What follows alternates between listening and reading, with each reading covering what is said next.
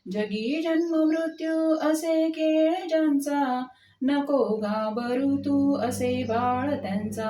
खरा होई जागा श्रद्धे सहित, कसा होशील त्यावीन तू स्वामी भक्त.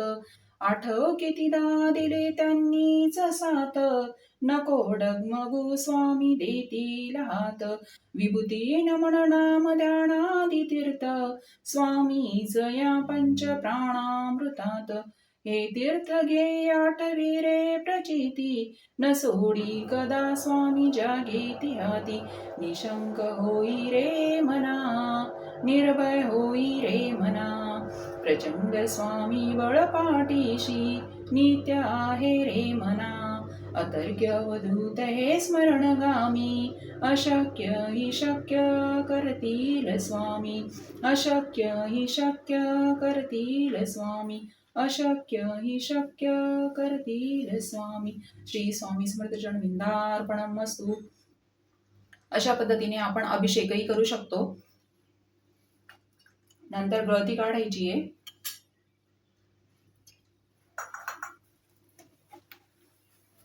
त्यानंतर आपण मूर्ती उचलून घेऊया आणि तिला स्वच्छ पुसून घेऊया.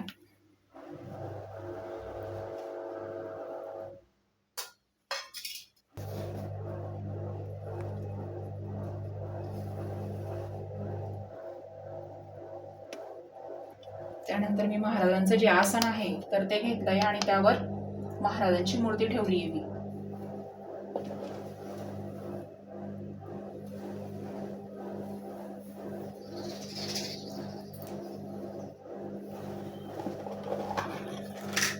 महाराजांना मी छोटेसे माळ माझ्याकडे ती घातली आहे आणि आपण महाराजांना अष्टगंध लावून घेऊया.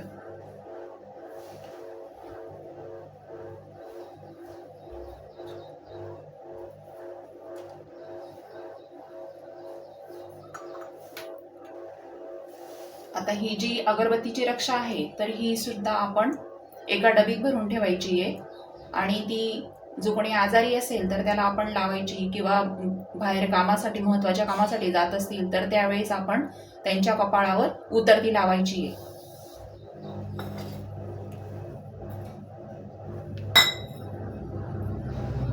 तसंच आपण जर तुम्हाला अभिषेक करायचा नसेल तारक मंत्राचा तर आपण 3 बोट जे आहेत आपले उजव्या हाताचे तर ते आपण पाण्यात टाकायचे, पिण्याच्या पाण्यामध्ये टाकायचे आणि आपण तारक मंत्र म्हणायचा आहे.